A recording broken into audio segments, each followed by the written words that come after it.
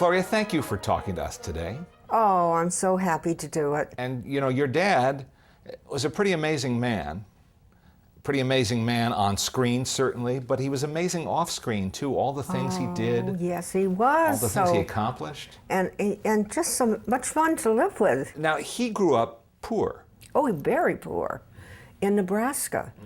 And my grandfather, who I adored, Foxy, he was like a little snowman with little white hair and sparkly eyes. My grandfather sold sewing machines, so you have to do that. At that time, you have to, you know, get going around the country. Wait a minute. Here. Wait, now wait a minute. Now wait a minute. Come here. Now wait. Now you're all puffed up. Can I smoke this for you? Well, you're liable to get the effects, of course. Oh, listen, say, All right, get out of here. my whole act, don't you know? Come on, Gator, you're next. You want to know how they got to California? Yes, sure. Instead of New York? So Dad, being very mystical, they were standing at a crossroads, and they were all packed up.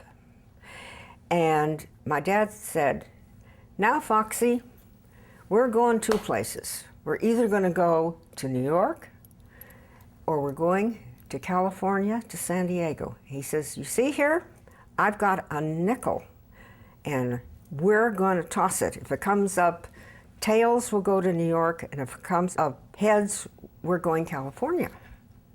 Guess what happened? He ended up on the top of a rooftop on A Street in San Diego in a tent on top of a housing tenement.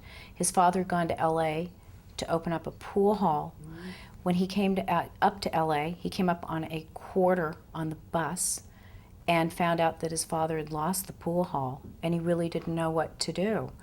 And he knew his love was acting, but he really felt he was a theatrical actor and that he loved the stage, and he had an acting group in San Diego he'd been a part of.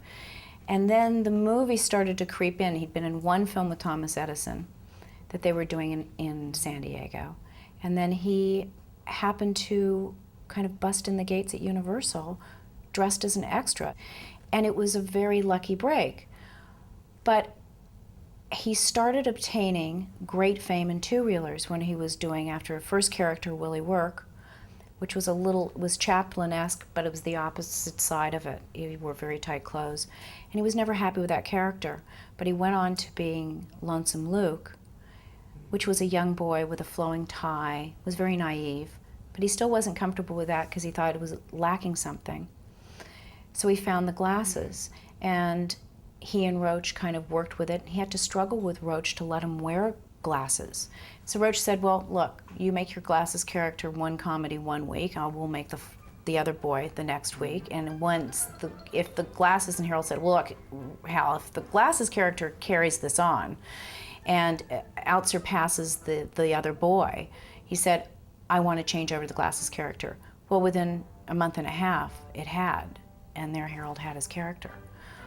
But once that was going on in 1919, Harold had a very horrible accident, and it just absolutely stopped his entire career. Gloria, did he ever talk to you about the accident? Yes, he did. You know, and he talked to me saying that, you know, we're on a borderline and it's just fate. He said, when I had that in my hand, that I didn't turn it up, it had blown my head off. But instead, I tipped it. So he says, and he really believed very sincerely on fate. It's a pretty good thing to believe in. Well, it worked for him, didn't it? It worked for him. Yes, it did. It certainly did, because... But another man, though, might have given up at that point. He was blinded. Blind. They told him he was going to be blind. And luckily, he was blind for a period of 3 months, and his sight in his left eye came back, and 6 months later, the sight in his right eye came back, and then, of course, losing his thumb and his first finger and half of his palm. Did he wear the prosthetic device at home, or only when he was going to appear in public? Mm-mm. No, he never actually. He never wore it, and he No. never wore it when he was in public.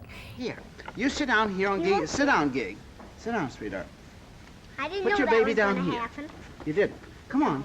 Put your Well, baby let down. him sit on it. All right, here. Even, you know, going to a public showing of a movie, or if he was going to, he was so careful and so clever about it that he taught himself how to sign autographs and everything with his left hand. His right hand was always in his pocket. Now, if he really knew you very well and you were really a dear friend, and he'd say, Leonard, I'd love to see you, you know, and he would extend his injured hand, his right hand, to you and grab you. And you, at that point, you would really know you were very close to him, because he would never wanted to make anybody feel uncomfortable over the fact that he had an injured hand. Well, come on, over this way. Mommy. Well, where is she? Where's Daddy? Do you remember, I mean, because this is true for children today growing up in Hollywood too, or anybody who has a famous father. When did you have an idea that your father was famous? That's a big question. I guess when we were invited to come on the sets, and I'd say about 9 or 10. Tell me what you remember about visiting him on the set. Oh, I thought it was, you know, very glamorous, you know, and like in Movie Crazy. And they had all the girls all dressed up, the chorus girls and things. You'll be great today.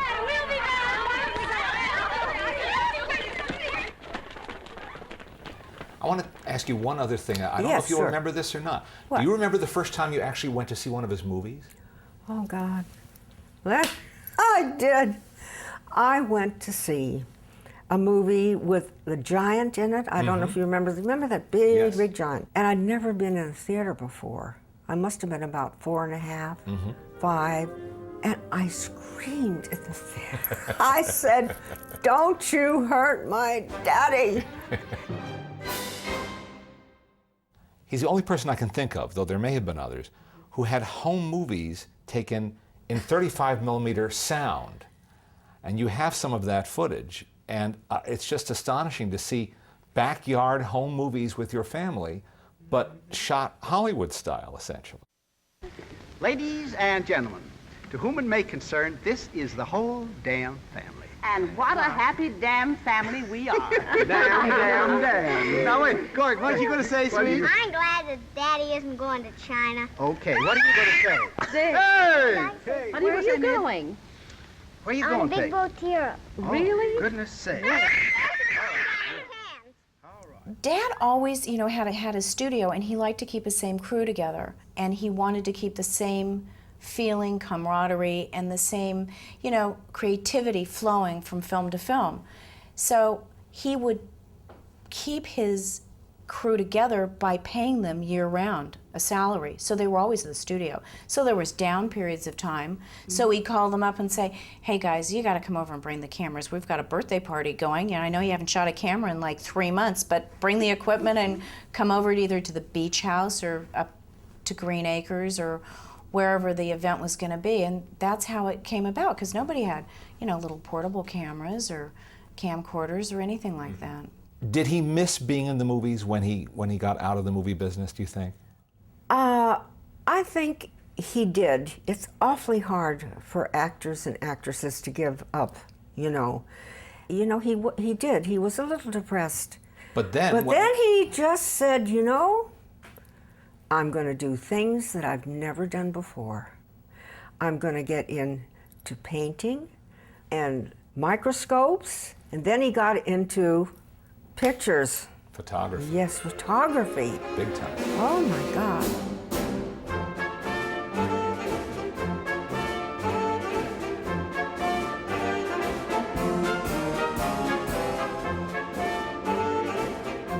Now, there's something here I want to show off. Why don't you pick that up?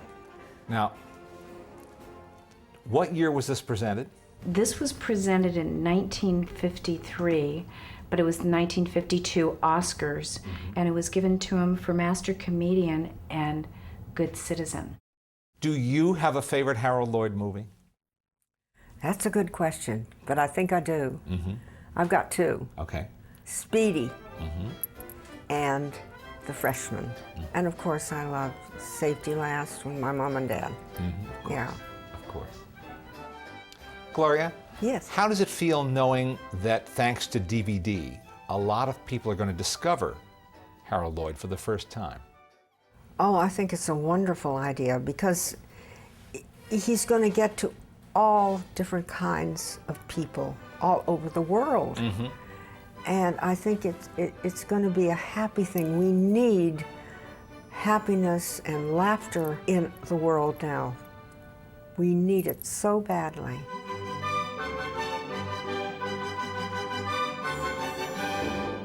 And this little child, my baby, she's really done such a good job, you know. It's really a joy. I love her. Well, hey, they gave me a great life, and they did wonderful things for me. I know they and I did. love them so much that to be able to pass this on and show it is the only way, and somehow, that I can thank them for what they did for me. Well, as a movie fan, I thank you. I think a Oh, lot of thank people you. will thank you all. Really. And it's a pleasure, and it's fun to work for them, too. Well, thanks for sharing your memories with us. Oh, it's a pleasure Thank you, Leonard. being with you. Really.